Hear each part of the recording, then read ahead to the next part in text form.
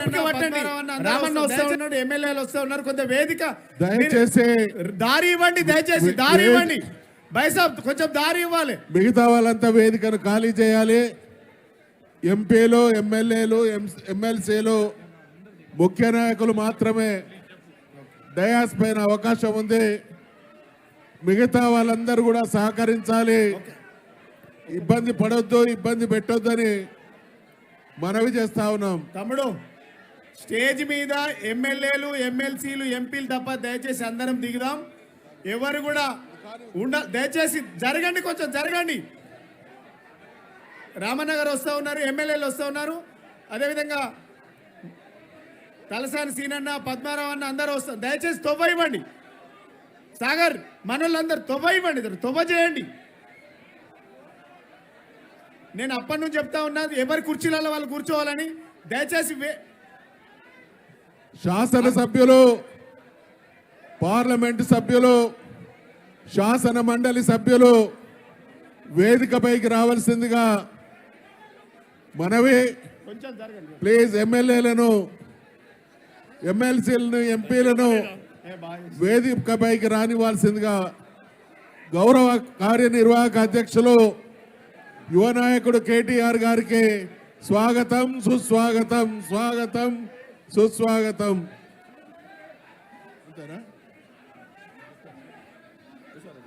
ఇప్పుడు బాబు ఒక 10 నిమిషాలు ఉండమని చెప్పండి ప్లీజ్. 10 మినిట్స్ అక్కడనే ఉండమని గేట్ వేసేయండి. అది దయచేసి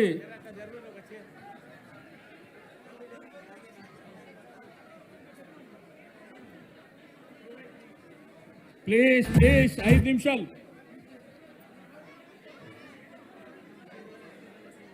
ఇప్పుడు ఇప్పటికే లేట్ అయిపోయింది కాబట్టి చలికాలం ఒకటి ఉన్నది, రెండోది 4 గంటల నుంచి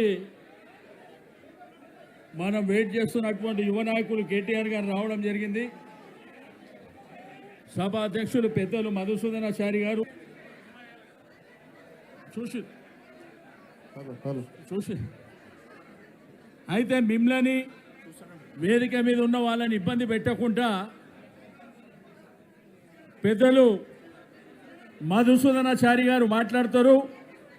ఆ తర్వాత వెంటనే కేటీఆర్ గారు మాట్లాడతారని చెప్పి తెలియజేస్తా ఉన్నా.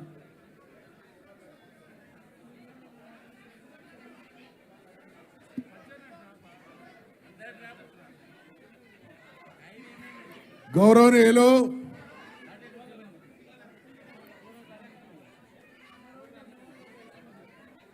ఇప్పుడు అమరవీరులకు నివాళి కార్యనిర్వాహక అధ్యక్షుల వారి చేత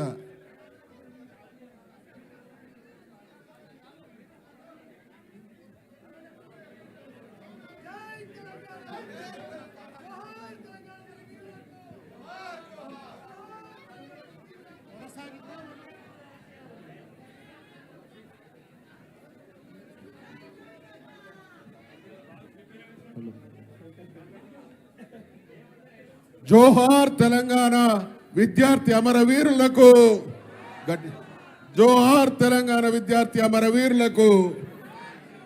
పార్టీ కార్యనిర్వాహక అధ్యక్షులు గౌరవనీయులు కేటీ రామారావు గారు, గౌరవ పార్లమెంటు సభ్యులు, గౌరవ శాసనసభ్యులు, గౌరవ శాసన మండలి సభ్యులు, గౌరవ మాజీ చైర్మన్లు, మాజీ ఎంపీలు, ఎమ్మెల్యేలు, ఎమ్మెల్సీలు, తెలంగాణ రాష్ట్ర సాధన ఉద్యమంలో కీలక పాత్ర పోషించినటువంటి అనేక మంది నాయకులు, వారందరికీ హృదయపూర్వకమైనటువంటి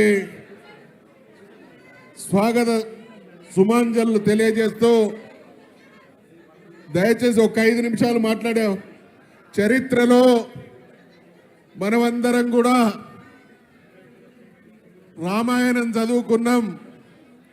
రామాయణంలో శ్రీరాముల వారు తండ్రి ఆజ్ఞను పాటించి అయోధ్యను వదిలి అరణ్యానికి పోయిన సందర్భంలో ఆ దేశం ఏ రకంగా ఆయన నిర్ణయాన్ని మరి స్వాగతించిందో మన నాయకుడైనటువంటి కేసీఆర్ గారు 2014 నవంబర్ ఇదే తారీఖు నాడు ఆమరణ నిరాదీక్షకు నిర్ణయించి పూనుకున్న సందర్భంగా యావత్ తెలంగాణ జాతి ఆయన పయనాన్ని అనుక్షణం వీక్షించింది అనేటువంటి విషయాన్ని మనవి చేస్తా ఉన్నాను. అదేవిధంగా జాతి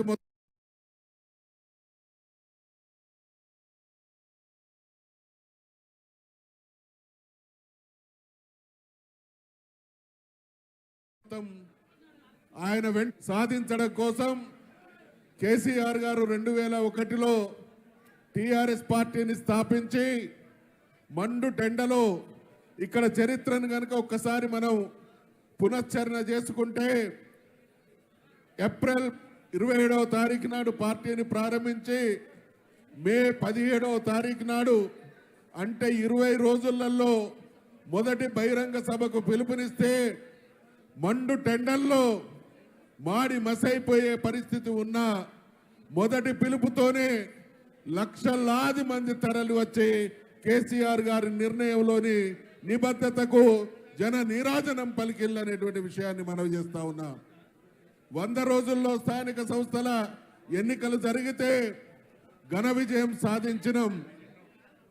దేశంలో ఉన్నటువంటి అనేక రాజకీయ పార్టీల నాయకులను తెలంగాణ వాదాన్ని చూపించడం కోసం ఆహ్వానిస్తే ఒకానొక సందర్భంలో నేను ప్రత్యక్ష సాక్షిని ఈ దేశానికి ప్రధానమంత్రిగా చేసినటువంటి దేవగౌడ గారు స్వయంగా అన్నటువంటి మాట, ఈ దేశ చరిత్రలో కేసీఆర్ ఏ నాయకుడి వెంట ఇన్ని లక్షల మంది లేరు, నీ పిలుపు మేరకు ప్రపంచ చరిత్ర వహించేటువంటి ఘనమైనటువంటి సభను చూసి నా జన్మ ధన్యమైంది అనేటువంటి మాట ఆ రోజు ప్రధానమంత్రి లాంటి వ్యక్తి అన్నాడు అనంటే కేసీఆర్ గారి నిర్ణయానికి ప్రజలు ఎటువంటి శక్తిగా అడుగడుగున నిలిచిందో దానికి నిదర్శనం. కాబట్టి పార్టీ నెల రోజుల మీటింగ్ పెట్టినా, 3 నెలల్లో ఎన్నికలు జరిగినా, 6 నెలల్లోనే భారీ బహిరంగ సభలు ఏర్పాటు చేసిన ప్రతిదీ ప్రజల మద్దతుతో కేసీఆర్ గారి నిబద్ధతతో కూడుకున్నటువంటి ప్రయత్నం వల్ల విజయవంతమైంది. అదే దరిమిలాలో 2004లో కాంగ్రెస్ పార్టీ మనతో పొత్తు పెట్టుకున్నది, అధికారంలోకి వచ్చి మోసం చేసింది. 2009లో తెలుగుదేశం పార్టీ పొత్తు పెట్టుకొని ఎన్నికల్లో మిత్రపక్షాన్ని ఓడించి దుర్మార్గానికి ఒడిగట్టింది.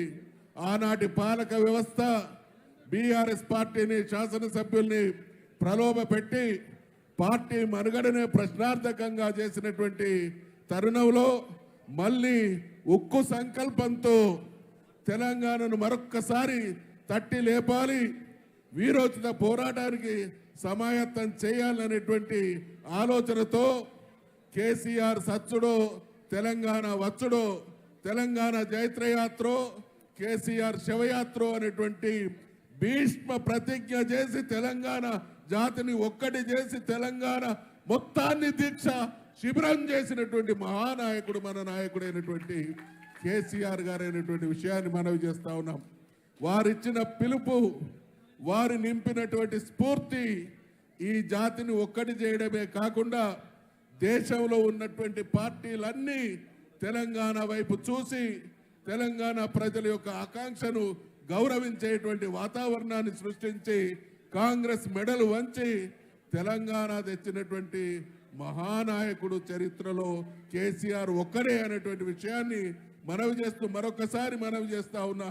ఇటువంటి పోరాటాలు చరిత్రలో రాముల వారు అరణ్యవాసం పోయినప్పుడు, గాంధీ గారు ఉప్పు సత్యాగ్రహానికి బయలుదేరినప్పుడు, కేసీఆర్ గారు తెలంగాణ కోసం ఆమరణ నిరాహార దీక్ష చేసినప్పుడు జాతులన్నీ స్పందించినాయి. కాబట్టి అటువంటి నాయకుని నాయకత్వాన మనమందరం పోరాటం చేసి తెలంగాణ సాధించుకున్నాం.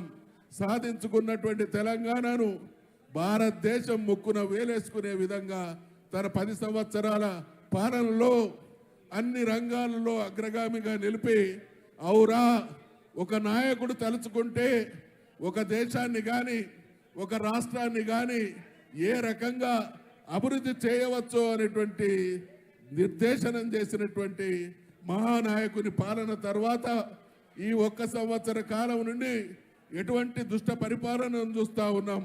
2014కు ముందు తెలంగాణ ఏ దుస్థితిలో కొనసాగిందో అదే దుర్మార్గ పరిస్థితి మళ్ళీ ఇక్కడ ఆవిష్కరించబడుతున్నాయి. కాబట్టి కేసీఆర్ గారు ఏ పిలిపించినా మనమందరం నాటి స్ఫూర్తితో ముందుకు సాగి తెలంగాణ ప్రయోజనాలను కాపాడుకుందాం. తెలంగాణ ప్రయోజనాలను పనంగా పెట్టేటువంటి ప్రయత్నం చేసే ఏ శక్తులనైనా ఎదిరించి తీరుదామనేటువంటి విషయాన్ని మనవి చేసుకుంటూ సెలవు తీసుకుంటా ఉన్నా. జై తెలంగాణ.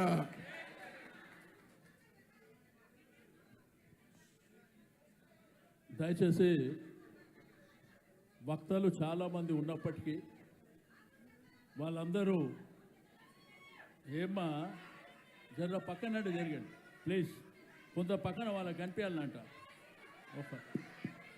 ఇవన్నీ వద్దు, ఒక్క నిమిషం. 10 నిమిషాలు నోరు మూసుకొని దయచేసి 7 అవుతుంది. వక్తలు పెద్దలు చాలామంది మాట్లాడేది ఉన్నప్పటికీ 4:30 గంటలకు జరిగే ప్రోగ్రాము లేట్ అయింది, చలికాలం కూడా. కాబట్టి మీరు ఎవ్వరు కూడా దయచేసి అన్యదగా భావించొద్దు. ఇప్పుడు మన యువ నాయకులు పార్టీ వర్కింగ్ ప్రెసిడెంట్ అయినటువంటి కేటీఆర్ గారిని మాట్లాడవలసిందిగా కోరుతాను.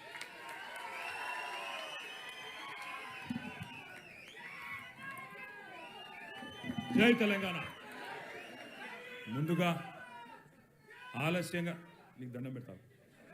ఆలస్యంగా వచ్చినందుకు మీ అందరూ మన్నించాలని కోరుతూ, వేదిక పైన ఉన్న పెద్దలు, గౌరవనీయులైన శాసన మండలిలో మన ప్రతిపక్ష నాయకులు, పార్టీ వ్యవస్థాపక సభ్యుల్లో కేసీఆర్ గారితో ఒక సహచరుడిగా, సోదరుడిగా మొదటి రోజు నుంచి ఈరోజు వరకు 24 సంవత్సరాల పాటు కలిసి నడిచిన పెద్దలు, శాసనసభకు మాజీ అధిపతి, ప్రస్తుత శాసన మండలి ప్రతిపక్ష నాయకులు గౌరవనీయులు శ్రీ మధుసూదనాచారి గారు, గౌరవనీయులైన పెద్దలు మన శాసన మండలి డిప్యూటీ చైర్మన్ శ్రీ బండా ప్రకాష్ గారు, గౌరవనీయులైన బీఆర్ఎస్ హైదరాబాద్ నగర శాఖ అధ్యక్షులు, ఈరోజు ఈ కార్యక్రమాన్ని తన అధ్యక్షతన నిర్వహిస్తున్న సోదరులు జూబ్లీ శాసనసభ్యులు మాగంటి గోపీనాథ్ గారు, పెద్దలు, మాజీ మంత్రివర్యులు, మాజీ డిప్యూటీ స్పీకర్ గారు, మీ అందరికీ ఆప్తులు,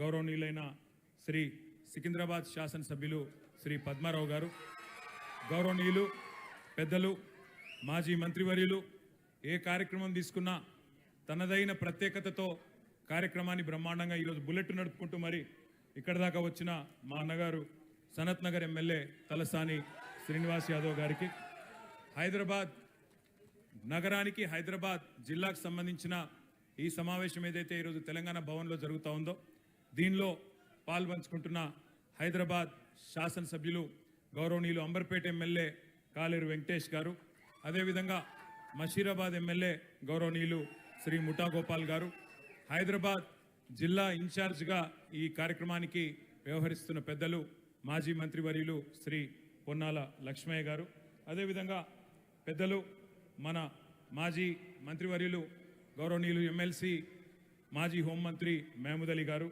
మాజీ మంత్రివర్యులు శ్రీనివాస్ గౌడ్ గారు, శాసన మండలి మాజీ అధ్యక్షులు పెద్దలు గౌరవనీయులు స్వామి గౌడ్ గారు, సోదరి ఎమ్మెల్సీ శ్రీమతి కవిత గారు, కల్వకుంట్ల కవిత గారు, మరొక సోదరి మీ అందరికీ సుపరిచితురాలు మా ఆడబిడ్డ మరి ఆలేరు మాజీ శాసనసభ్యురాలు గొంగిడి సునీతమ్మ గారు, అదేవిధంగా మాజీ మంత్రివర్యులు శ్రీనివాస్ గౌడన్న గారు, దేశ్పత్ శ్రీనివాస్ గారు, మన ఎమ్మెల్సీ గారు, కవి గాయకులు, ఇంకా గౌరవనీయులైన party general secretary head quarters పెద్దలు మాజీ రాజ్యసభ సభ్యులు రావుల చంద్రశేఖర్ రెడ్డి అన్న గారు, డాక్టర్ శ్రవణ్ గారు, డాక్టర్ ఎర్రోల శ్రీనివాస్ గారు, ఇంకా వేదిక పైన చాలామంది పెద్దలు ఉన్నారు. వారందరికీ నేను ఎవరెవరి పేర్లు చెప్తలేనో వాళ్ళందరూ మనసులోనే తిట్టుకోండి, బయట తిట్టుకోవద్దని కోరుతూ, మరి ఉదయం నుంచి పెద్దలు కేసీఆర్ గారి నాయకత్వంలో 15 సంవత్సరాల కిందట ఏదైతే ఒక తీవ్రమైన సంకల్పంతో చెప్తా విష్ణు ఆగు లొలివెటకు ఓకే ఓకే. గౌరవనీయులైన పెద్దలు, మన పార్టీ అధ్యక్షులు, తెలంగాణ ప్రదాత, తెలంగాణ తొలి ముఖ్యమంత్రి కేసీఆర్ గారు ఆనాడు ఒక ఉక్కు సంకల్పంతో ఏదైతే 15 సంవత్సరాల కిందట తెలంగాణ వచ్చుడో కేసీఆర్ సచ్చుడో అంటూ జనసామాన్యం గుండెను తడుతూ ఆనాడున్న ఒక సంక్షోభభరితమైన రాజకీయ పరిస్థితుల్లో ఆనాడున్న పరిస్థితులను మరి దానికి అనుగుణంగా తెలంగాణ సమాజాన్ని మలచడానికి తన ప్రాణాన్నే ఫణంగా పెట్టి ఏదైతే నిరాహార దీక్షకు, ఆమర నిరాహార దీక్ష కూర్చున్నారో, ఈరోజు సరిగ్గా 15 సంవత్సరాలు నిండుతున్న సందర్భంగా మొత్తం 33 జిల్లా పార్టీ కార్యాలయాల్లో ఎక్కడికక్కడ అన్ని జిల్లా కేంద్రాలలో విజయవంతంగా ఉదయం నుండి కూడా మన పార్టీ శ్రేణులు కదం దొక్కుతూ, కరీంనగర్లో ఎక్కడైతే కేసీఆర్ గారు అరెస్ట్ అయినారో అక్కడ దాదాపు 15-20 వేల మందితో, అదేవిధంగా మిగతా అన్ని జిల్లా కేంద్రాల్లో కూడా ప్రతి జిల్లా కేంద్రంలో 3 నుంచి 6 వేల దాకా పెద్ద ఎత్తున పాల్గొని విజయవంతం చేసినందుకు పేరు పేరున ప్రతి ఒక్క గులాబీ కుటుంబ సభ్యుడికి హృదయపూర్వకంగా నా చేతులు జోడించి ధన్యవాదాలు తెలియజేస్తా ఉన్నా.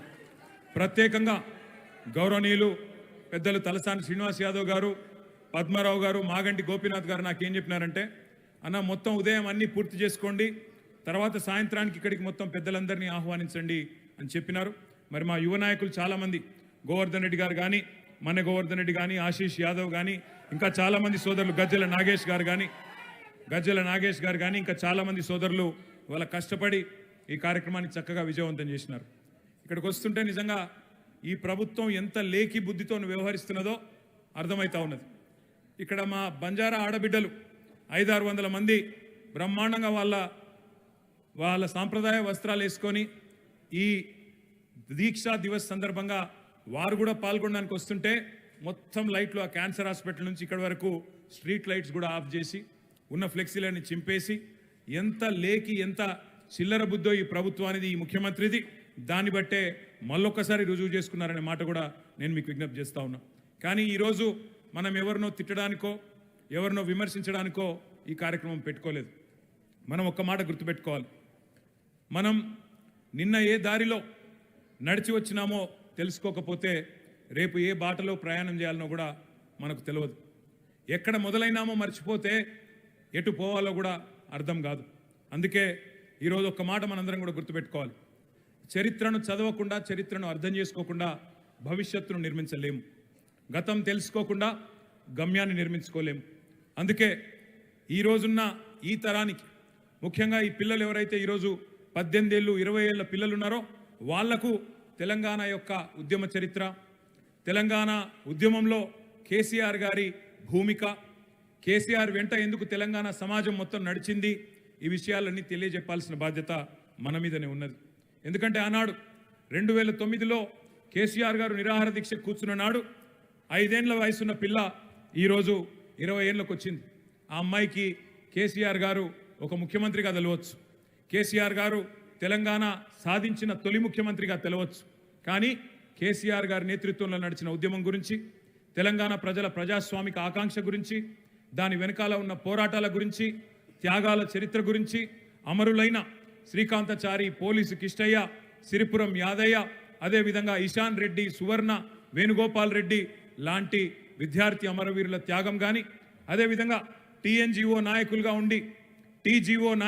ఉండి ఆనాడు పెన్ డౌన్ చేసి నడిపిన స్వామి గౌడ్ గారు గురించి కానీ, శ్రీనివాస్ గౌడ్ గారి గురించి కానీ, లేదా తెలంగాణ ఉద్యోగుల సంఘం గురించి కానీ, తెలంగాణ ఎన్జిఓల గురించి కానీ తెలిసే అవకాశం లేదు. అందుకే మనం గుర్తుపెట్టుకోవాలి, ప్రతి జాతి తన ఘనమైన వైభవాన్ని, పోరాటాలను, త్యాగాలను, విజయాలను కథగానో పాటతోనో ఏదో ఒక కళారూపంలో నిత్యగానం చేస్తూ ఉంటేనే తర్వాతి తరాలకు కూడా తెలుస్తుంది. ఈరోజు అందుకే నిజానికి కాలాతీతం కనుక కాకపోయి ఉంటే, టైం ఉండింటే అద్భుతంగా తన ఉపన్యాసంతో మిమ్మల్ని అందరినీ ఉర్రూతలూగించే దేశపతి శ్రీనివాస్ గారు, మన ఎమ్మెల్సీ గారు, కవి, గాయకులు, వారు కూడా ఎక్కడున్నారు, వారు కూడా మాట్లాడాల్సి ఉంది. మన తెలంగాణ సాంస్కృతిక కార్యక్రమాలు, ముఖ్యంగా తెలంగాణ ధూమ్ధాం వ్యవస్థాపకులు రసమై బాలకృష్ణ గారు ఉదయం మనతో పాటు కరీంనగర్లో పాల్గొన్నారు. ఈరోజు ఇక్కడ వారు కూడా మనతో ఉన్నారు.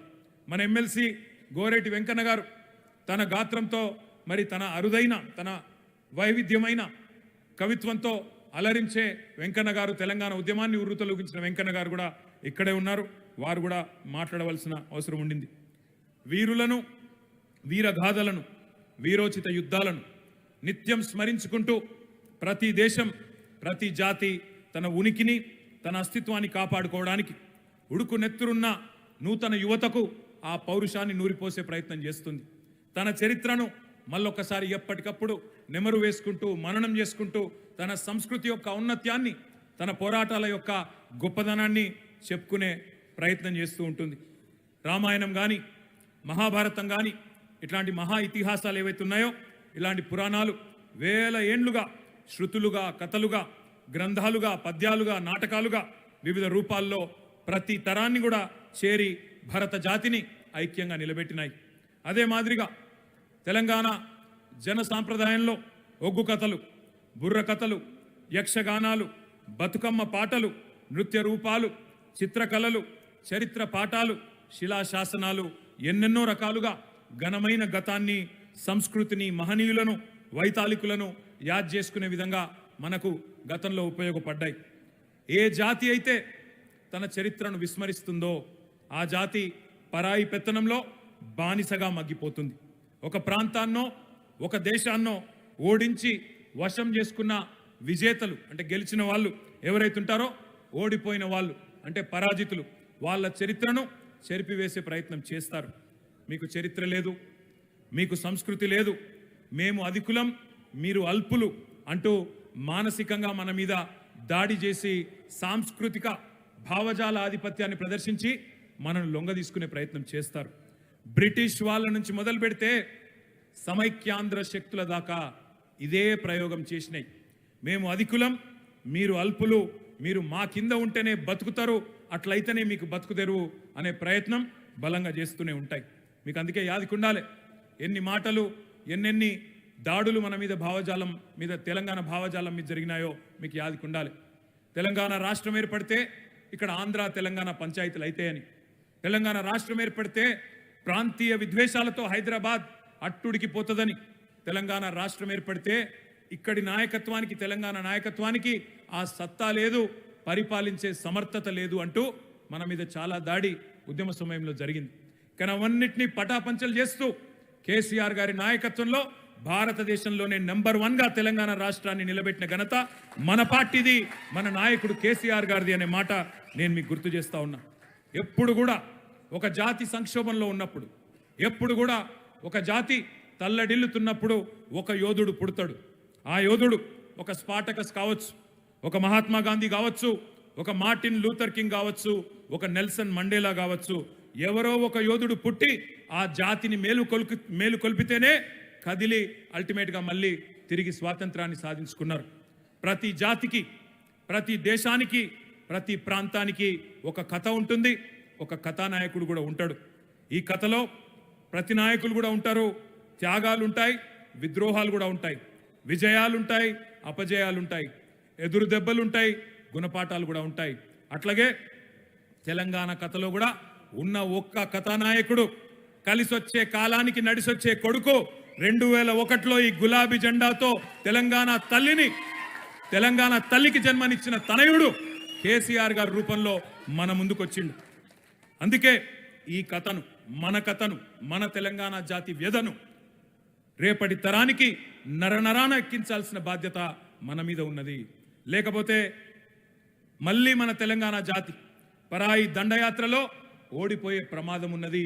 ఆ ప్రమాదం ఈరోజు కాంగ్రెస్ పార్టీ చేస్తున్న దాడి రూపంలో మనకు కనబడుతూనే ఉన్నది. మనం తెలుసుకోవాల్సిన కొన్ని విషయాలు ఉన్నాయి.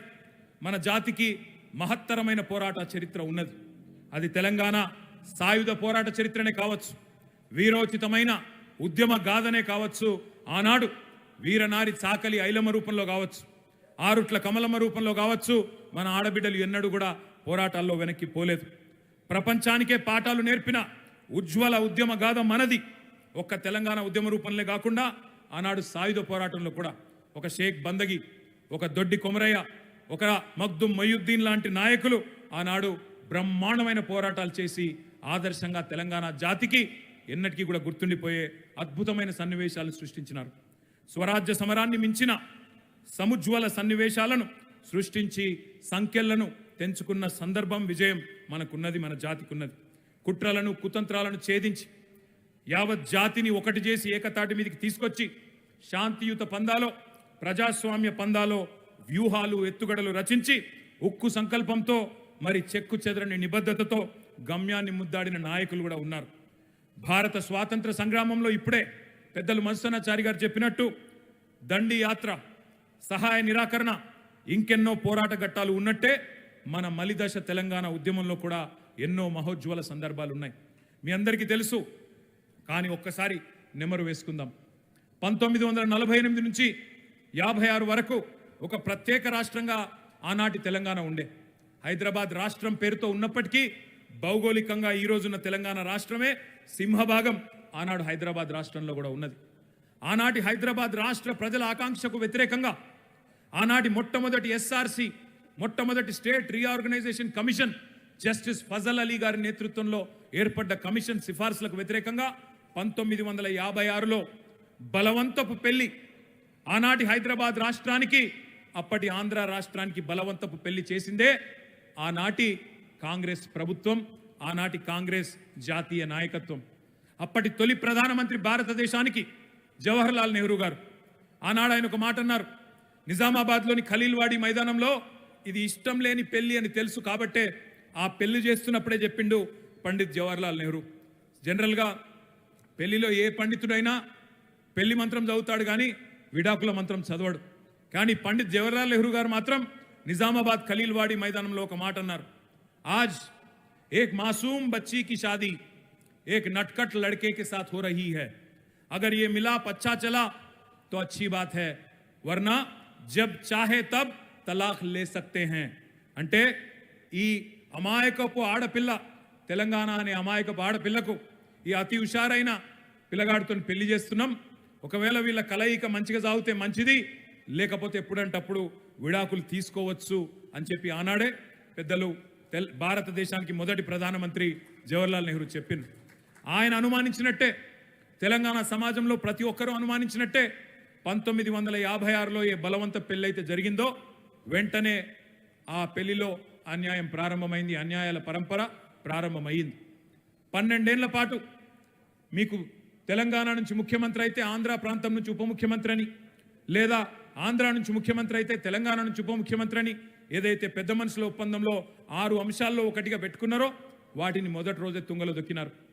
తెలంగాణ ప్రదేశ్గా పెట్టాలనుకునే పేరును పక్కకు వారేసి ఆంధ్రప్రదేశ్ అని పెట్టినారు. ఈ రకంగా మొదటి రోజు నుంచే ఉల్లంఘనలు ప్రారంభమైనాయి. తెలంగాణలో తిరుగుబాటు ప్రారంభమైంది. 1956 నుంచి 68 వరకు లోపల తెలంగాణ ఉడికిపోయింది. కానీ 68లో ఖమ్మం జిల్లాలో ఆనాడు ఒక విద్యార్థి నాయకుడు రవీంద్రనాథ్ గారు, అదేవిధంగా తెలంగాణలోని ఉద్యోగ సంఘాలు బయటికి వచ్చినాయి. మా తెలంగాణ మళ్ళీ మాకు కావాలే అని పోరాటం మొదలుపెట్టినాయి. 68 నుంచి 71 దాకా 3 సంవత్సరాల పాటు మొత్తం ఆనాడు తెలంగాణ ప్రాంతం అట్టుడికింది. పోలీస్ కాల్పులు జరిగినాయి. ఇదే కాంగ్రెస్ పార్టీ, ఈరోజు ఏ కాంగ్రెస్ పార్టీ అయితే మన రాష్ట్రాన్ని పరిపాలిస్తున్నదో ఇదే కాంగ్రెస్ పార్టీ. ఏ కాంగ్రెస్ పార్టీ అయితే బలవంత పెళ్లి చేసిందో అదే కాంగ్రెస్ పార్టీ ఉద్యమాన్ని కర్కశంగా పోలీసు తుపాకులతోని తొక్కే ప్రయత్నం చేసింది. 370 మంది తెలంగాణ బిడ్డలను 1968 నుంచి 71 వరకు పొట్టన పెట్టుకున్నదే కాంగ్రెస్ పార్టీ.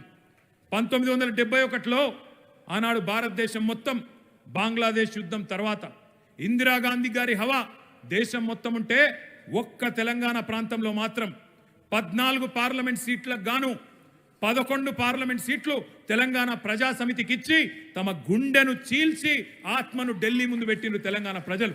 మా తెలంగాణ మాకు కావాలి అని చెప్పి మళ్ళొకసారి ఢిల్లీ ముందు తెలంగాణ ఆత్మను ఆవిష్కరించి ఢిల్లీలో ఆనాడు ఢిల్లీ పెద్దలకు అర్థమయ్యే రూపంలో తీర్పునిచ్చినారు. కానీ ఆ ప్రజాస్వామ్య తీర్పును, ప్రజల ఆకాంక్షను మళ్ళీ తుంగలో దొక్కింది కాంగ్రెస్ పార్టీయే. 71లో ప్రజా సమితి ఎంపీలు గెలిచినా వారిని మళ్ళీ తీసుకొని పోయి కాంగ్రెస్లో కలుపుకొని 30 ఏళ్ల పాటు 6 point formula, 5 point formula, presidential order, రకరకాల పేర్లతో, రకరకాల ఆలోచనలతో మళ్ళొక్కసారి 30 ఏళ్ల పాటు తెలంగాణ ఆకాంక్షను అదిమి పెట్టింది కాంగ్రెస్ పార్టీ.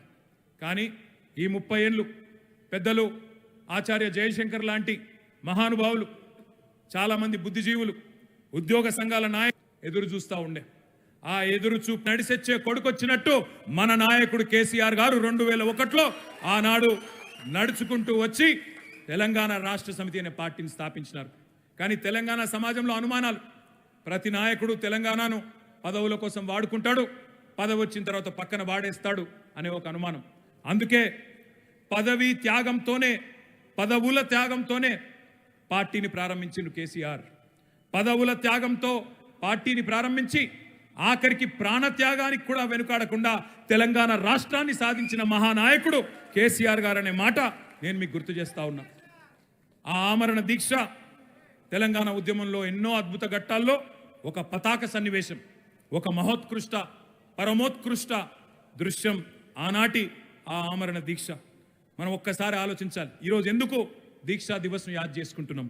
ఎందుకంటే ఒక్కసారి ఆదమరిస్తే, ఒక్కసారి పొరపాటు చేస్తే, ఒక్కసారి అప్రమత్తతను కోల్పోతే మళ్ళొక్కసారి గతంలో గోసపడ్డట్టే మళ్ళీ ఏండ్ల పాటు తెలంగాణ గోసపడే ప్రమాదం ఉన్నది. 3 తరాలు ఒక్క పొరపాటుకు 3 తరాలు క్షోభ అనుభవించినాయి.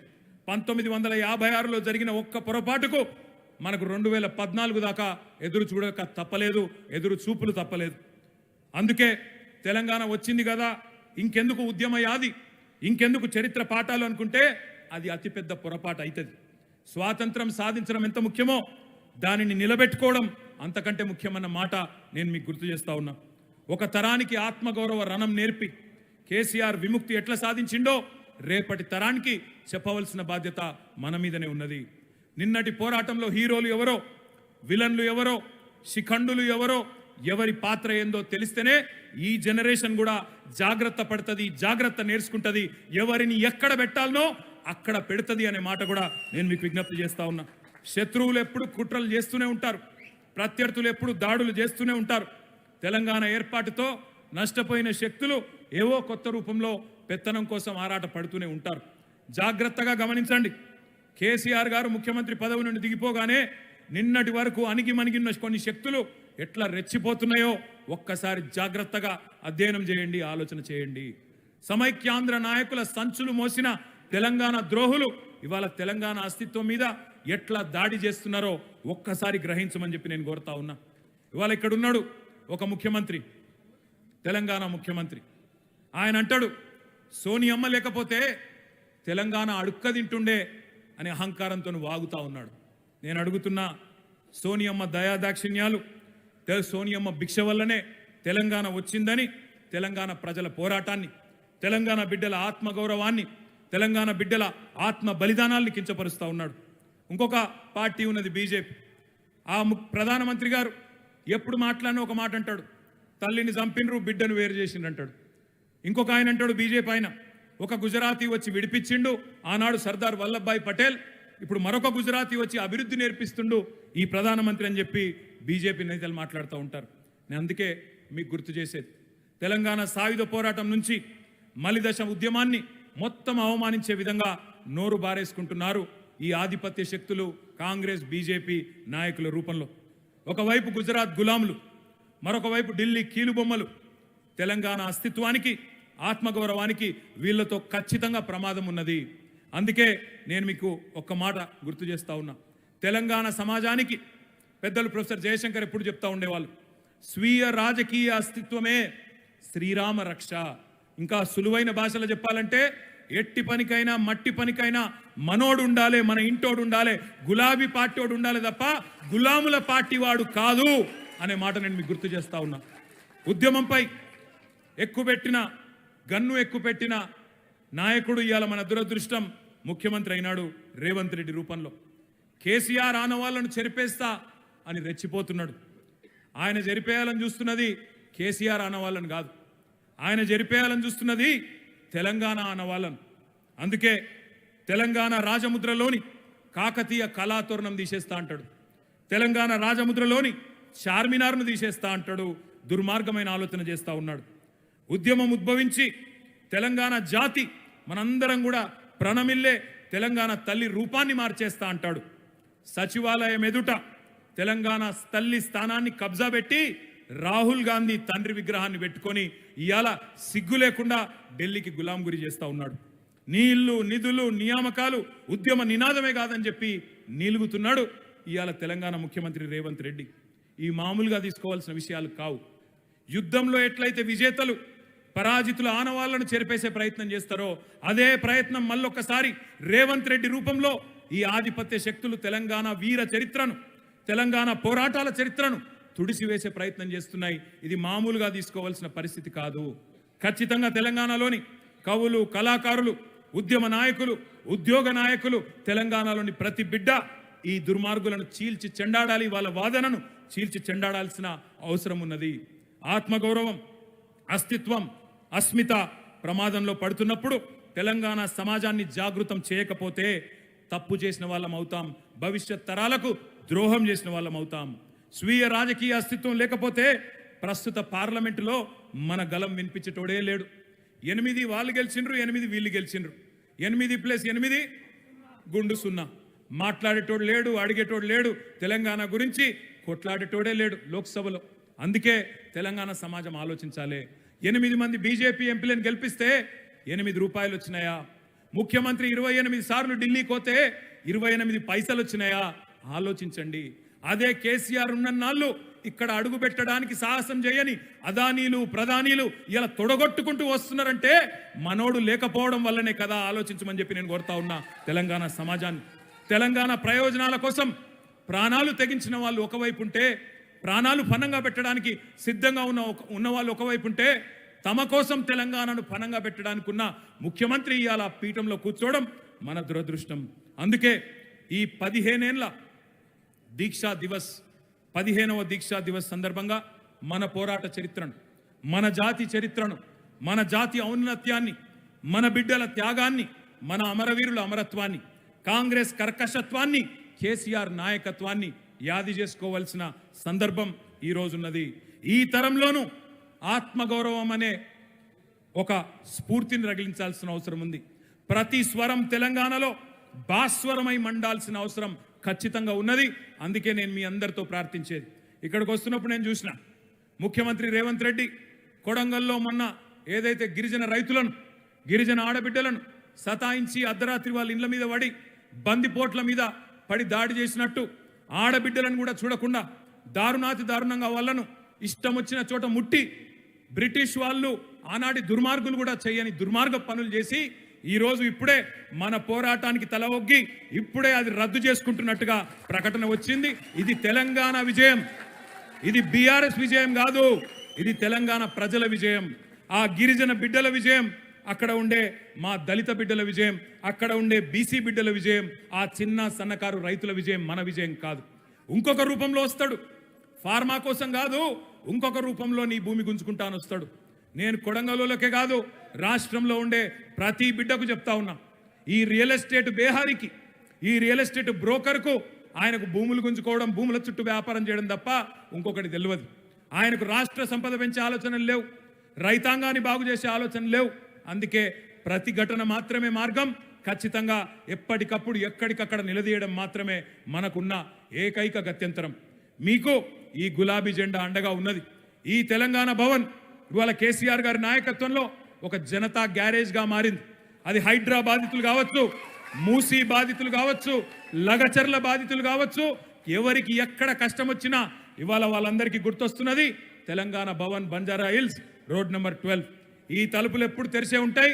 రాష్ట్రంలో ఏ వర్గానికి, ఏ ఒక్కరికి, ఏ తమ్ముడికి, ఏ చెల్లెకు, ఏ అన్నకు, ఏ అక్కకు కష్టం వచ్చినా మీరు రావచ్చు, మాకు చెప్పొచ్చు. ఇటు శాసనసభలో, అటు శాసన మండలిలో, అటు రాజ్యసభలో ఎక్కడెక్కడైతే మన గొంతుందో గొంతు విప్పుతాం, ప్రభుత్వాలను అడుగుతాం. ఎక్కడైతే ప్రజా పోరాటాలు చేయాల్సిన అవసరం ఉందో అక్కడ తప్పకుండా చేస్తాం, మీకు అండగా ఉంటాం. న్యాయ పోరాటాలు కానీ, ప్రజా పోరాటాలు కానీ ఎక్కడా కూడా రాజీ లేకుండా మీకోసం కేసీఆర్ గారి దీక్షా దివస్ స్ఫూర్తిగా, కేసీఆర్ గారి పోరాట దక్షత స్ఫూర్తిగా ముందుకు పోతామని చెప్పి తెలియజేసుకుంటూ, ఇంత రాత్రి జనరల్గా హైదరాబాద్లో మీటింగులు కావు, కానీ ఇవాళ ఇంత రాత్రి పూట కూడా मेरे को ताजुब हुआ.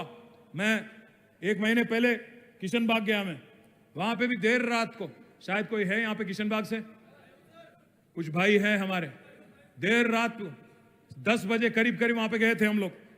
गए तो वहां पे भी 2500 3000 से ज्यादा हमारे बहन, हमारे खवातीन और हमारे भाई थे वहां पे। आज मैं आपसे भी कहना चाहता हूं, समझ लीजिए कौन आपके दोस्त है, कौन आपके दुश्मन है, कौन आपके साथ दे रहे हैं, कौन आपके इतने मसाइल में आपके साथ है, कौन आपके भाई है, समझने की कोशिश करिए। हाँ, साजिशें बहुत किए गए हमारे खिलाफ, काफी कोशिश भी की गई